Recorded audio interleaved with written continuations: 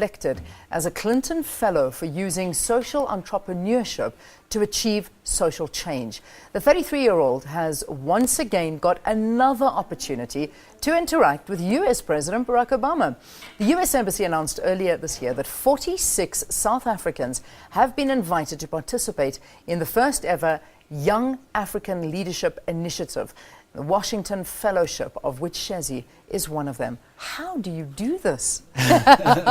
Well done again. Thank you. This is fantastic. So from Bill Clinton to Barack Obama, you've got these presidents inviting you all over the place. You know? It's so good. Congratulations again. Thank you. Yeah. I think the Clinton Fellowship came at a time when I was still employed full-time in management consulting.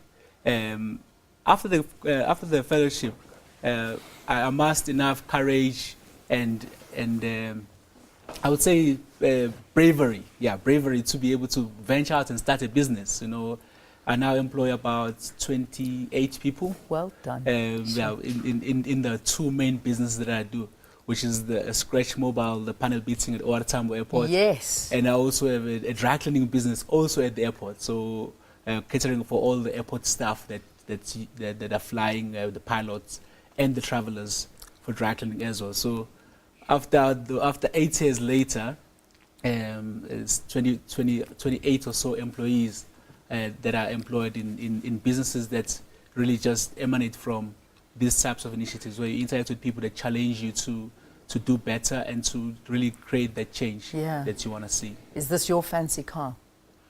That's a car we were fixing. I'm just checking. I'm just checking to see what business is good. Business is very good. So this one day you're going to have one of those. You're not going to just be posing in For it. now, I fixed them. Okay, now you fix them. And what a great job it is, because I mean, you know, you're based at the airport. There's nothing more convenient than dropping it off, getting it fixed, picking it up, and it's like you got a new car. And I think that's what you try and make it easy for the travelers to do that. Absolutely. Including cars like this. We fix Lamborghinis, all sorts of cars. Wow. And even the lowly Taz we also still do. And don't call it a lowly Taz. And nothing wrong with the Taz. That's unbelievable. That's really great. So take me back to the beginning. I mean, how did it all begin for you? Because to start something like this, surely it takes money to start. You've got to get the machinery. You've got to get the skills. True. The business we lucky that we once started in a lean way. When one started, I raised capital through selling off my flat. I had a small flat in Parktown. Yeah. So I sold that, got a bit of profit from that, and I was able to start the mobile business, which is the moving house to house or office to office, fixing the scratches and dents. Yeah. And then over time, probably 6 months into doing that, the airport opportunity came, which was just by sheer luck. Wow. You know, then we were into the airport, and the airports company loved the concept of the convenience for their customers, and the business grew from zero to being the only airport-based auto repair place that we know of in the world.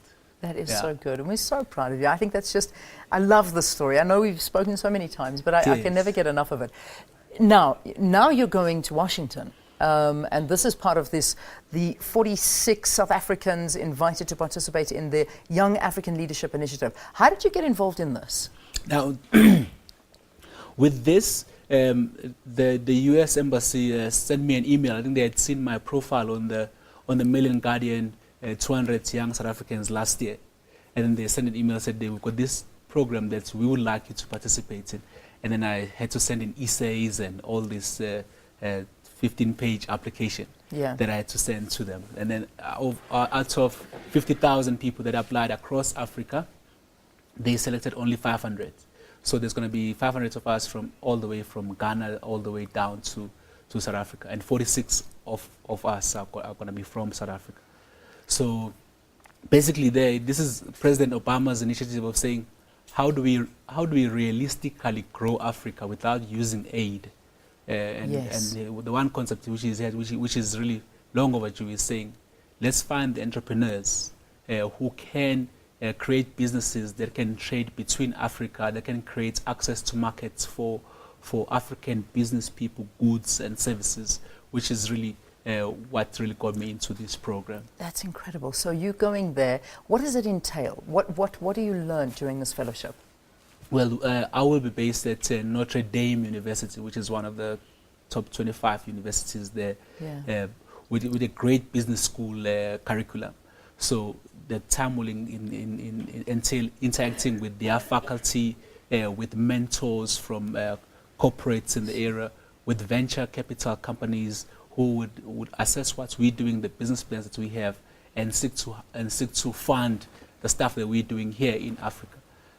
So it's going to be a time of exchanging ideas, also between ourselves, all 500 of us, to share ideas, so I can see what is it that the guy in Ghana is doing that I can do here, bring it back here, or vice versa as well. So it will be that time of 6 weeks of cross-pollination, learning, and accessing funding from venture capital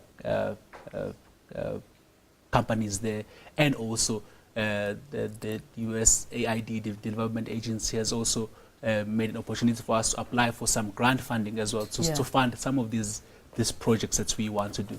Well, listen, I think this is amazing. You're going in August, is that right? We're going on Friday. So you leave on Friday? Leave on Friday. Yeah. And we'll come back on the 1st of August. Oh, and you come back on the 1st of August. Yeah. I wish you all the best. Thank you so much. You keep going from strength to strength. This is amazing. And then when you get that car, you phone me and you take me for a ride. I will, certainly. I love it. Ntuthuko Shezi, entrepreneur, heading off to Notre Dame to study under this amazing Washington Fellowship. And this is the Young African Leadership Initiative. And he is one of those recipients. A fantastic story. Let's take a break. We'll see you after this. Stay tuned.